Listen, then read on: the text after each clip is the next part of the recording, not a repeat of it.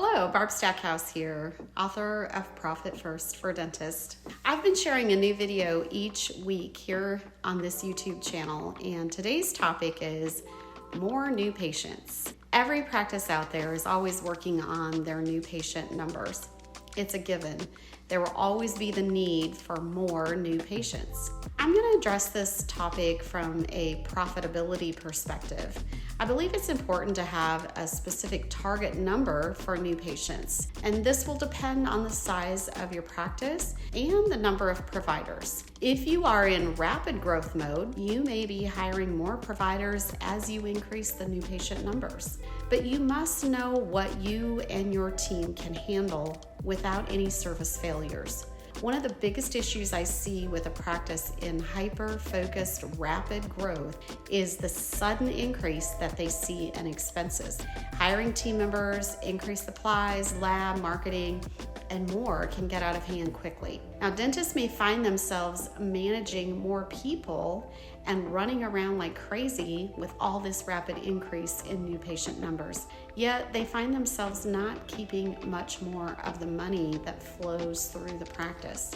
For sure, the top line or income has increased, but the profits maybe not have increased in proportionate to what they expected or envisioned. I want you to think about what it takes for your business to accept a new patient into your practice. Assuming this patient stays in your practice for continued dental care on a regular basis, you will need manpower to take care of them.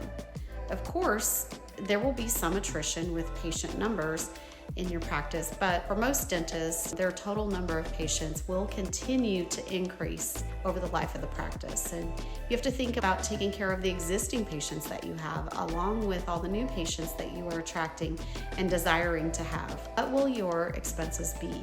How much cash flow will you have? When will you see the true profits increase? I'm all for the growth of a dental practice, but I'd like to suggest that growth is measured by profits and not necessarily by the number of new patients. Certainly, these numbers can go hand in hand, but they don't have to. It depends. What are your goals? How do those goals fit with your lifestyle and the time you want to have available for those that you love? What about your stress level? How will the practice you are growing support who you are as a person? Do you want deeper relationships with your patients and your team? How will you have the time for this and still be profitable? I know I'm giving you a lot of questions and a lot to think about.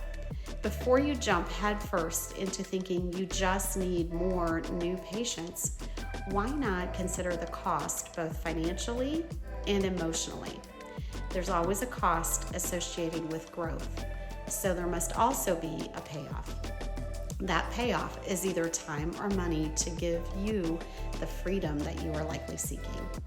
I help dentists find that freedom by using the Profit First system in their business. And if you want to learn more, head on over to my website at profitfirstdentist.com and download the first 2 chapters of my book. Happy reading.